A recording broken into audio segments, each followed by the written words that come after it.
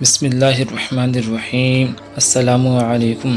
آپ کو پھر سے اس ویڈیو میں خوش آمدید۔ آج آپ اس ویڈیو میں جان پائیں گے کہ کس طرح قوم عاد یعنی ہود علیہ السلام کی قوم تباہ و برباد ہو گئی۔ وہ اتنے لمبے اور چوڑے تھے تو کہاں گھر بنا کر رہتے تھے، اور ان لوگوں نے کون سی ایسی گناہ کی جس کی وجہ سے اللہ تعالیٰ غضبناک ہو کر اس کے پورے قوم کے ہر فرد کو موت کے گھاٹ اتار دیا، ایک بھی بچہ نہیں بچا تھا۔ آپ اس ویڈیو کو ضرور لائک اور سبسکرائب کریں تاکہ آنے والا ہر ویڈیو کا نوٹیفیکیشن آپ تک پہنچ جائے۔ میرا یہ ٹارگٹ ہے کہ 100 سے زیادہ قرآنی واقعہ جو سچی ہے آپ تک پہنچائی جائے۔ چلیے ویڈیو شروع کرتے ہیں۔ قوم عاد مقام احقاف میں رہتی تھی، جو عمان و حجر موت کے درمیان ایک بڑا ریگستان ہے۔ ان کے مورث اعلیٰ کا نام عاد بن اوس بن ارم بن سام بن نوح ہے۔ پوری قوم کے لوگ ان کو مورث اعلیٰ عاد کے نام سے پکارنے لگے۔ یہ لوگ بت پرست اور بہت بدعمال و بد کردار تھے۔ اللہ تعالیٰ نے اپنے پیغمبر حضرت ہود علیہ السلام کو ان لوگوں کی ہدایت کے لیے بھیجا، مگر اس قوم نے اپنے تکبر اور سرکشی کی وجہ سے حضرت ہود علیہ السلام کو جھٹلا دیا اور اپنے کفر پر اڑے رہے۔ حضرت ہود علیہ السلام بار بار ان سرکشوں کو عذاب الہی سے ڈراتے رہے، مگر اس شریر قوم نے نہایت ہی بے باکی اور گستاخی کے ساتھ اپنے نبی سے یہ کہہ دیا کہ ترجمہ: کیا تم ہمارے پاس اس لیے آئے ہو کہ ہم ایک اللہ کو پوجیں، اور جو ہمارے باپ دادا پوجتے تھے انہیں چھوڑ دیں؟ تو لاؤ جس کا ہمیں وعدہ دے رہے ہو، اگر سچے ہو۔ آخر عذاب الہی کی جھلکیاں شروع ہو گئی۔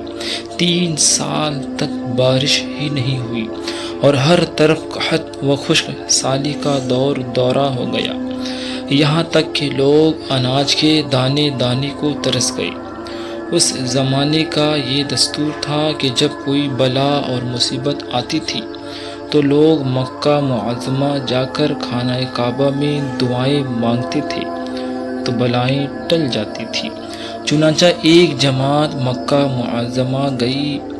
اس جماعت میں مرثد بن سعد نامی ایک شخص بھی تھا جو مومن تھا، مگر اپنے ایمان کو قوم سے چھپائے ہوئے تھا۔ جب ان لوگوں نے کعبہ معظمہ میں دعا مانگنی شروع کی تو مرثد بن سعد کا ایمانی جذبہ بیدار ہو گیا، اور اس نے تڑپ کر کہا کہ اے میری قوم، تم لاکھ دعائیں مانگو مگر خدا کی قسم اس وقت تک پانی نہیں برسے گا جب تک تم اپنے نبی حضرت ہود علیہ السلام پر ایمان نہ لاؤ گے۔ حضرت مرثد بن سعد نے جب اپنا ایمان ظاہر کر دیا تو قوم عاد کے شریروں نے ان کو مار پیٹ کر الگ کر دیا اور دعائیں مانگنے لگی۔ اس وقت اللہ تعالیٰ نے 3 بدلیاں بھیجی، ایک سفید یعنی وائٹ کلر کا، ایک سرخ یعنی لال رنگ کا، ایک سیاہ یعنی کالا رنگ کا، اور آسمان سے ایک آواز آئی کہ اے قوم عاد، تم لوگ اپنی قوم کے لیے ان 3 بدلیوں میں سے ایک بدلی کو پسند کر لو۔ ان لوگوں نے کالی بدلی کو پسند کر لیا، اور یہ لوگ اس خیال میں مگن تھے کہ کالی بدلی خوب زیادہ بارش دے گی۔ چنانچہ وہ ابر سیاہ قوم عاد کی آبادیوں کی طرف چل پڑا۔ قوم عاد کے لوگ کالی بدلی کو دیکھ کر بہت خوش ہوئے۔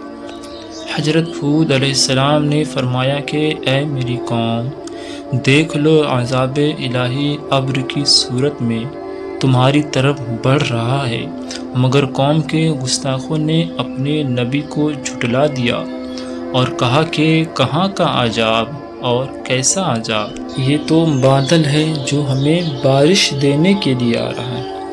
یہ بادل پشچم کی طرف سے آبادیوں کی طرف برابر بڑھتا رہا، اور ایک دم ناگہاں اس میں سے ایک آندھی آئی جو اتنی شدید تھی کہ اونٹوں کو ماں ان کے سوار کے اڑا کر کہیں سے کہیں پھینک دیتی تھی، پھر اتنی زوردار ہو گئی کہ درختوں کو جڑوں سے اکھاڑ کر اڑا لے جانے لگی۔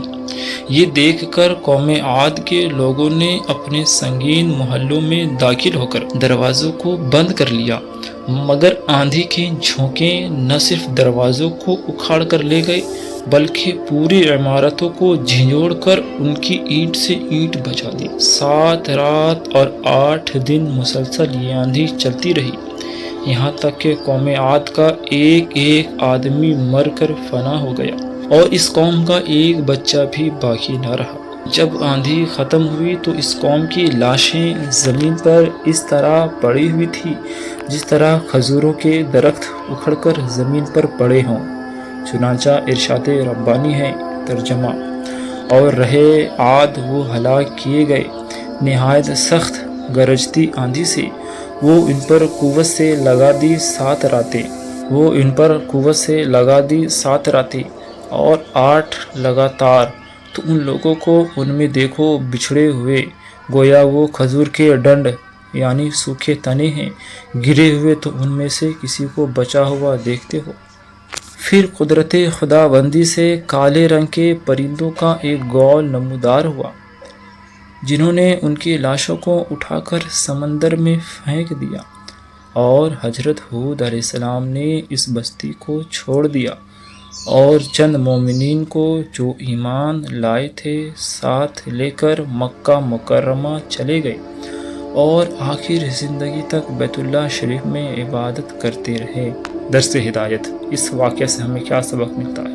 قرآن کریم کے اس دردناک واقعہ سے یہ سبق ملتا ہے کہ قوم عاد جو بڑی طاقتور اور قدآور قوم تھی، اور ان لوگوں کی مالی خوشحالی بھی نہایت مستحکم تھی، کیونکہ لہلہاتی کھیتیاں اور ہرے بھرے باغات ان کے پاس تھے۔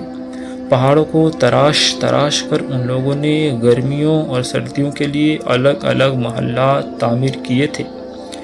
ان لوگوں کو اپنی کثرت اور طاقت پر بڑا بھروسہ تھا، بڑا اعتماد تھا، مگر کفر اور بدعمالیوں اور بدکاریوں کی نحوست نے ان لوگوں کو قہر الہی کے عذاب میں اس طرح گرفتار کر دیا کہ آندھی کے جھونکوں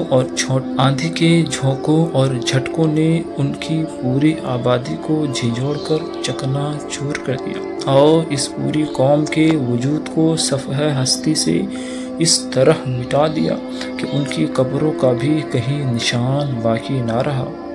تو پھر بھلا ہم لوگوں جیسی کمزور قوموں کا کیا ٹھکانہ ہے کہ عذاب الہی کے جھٹکوں کی تاب لا سکے؟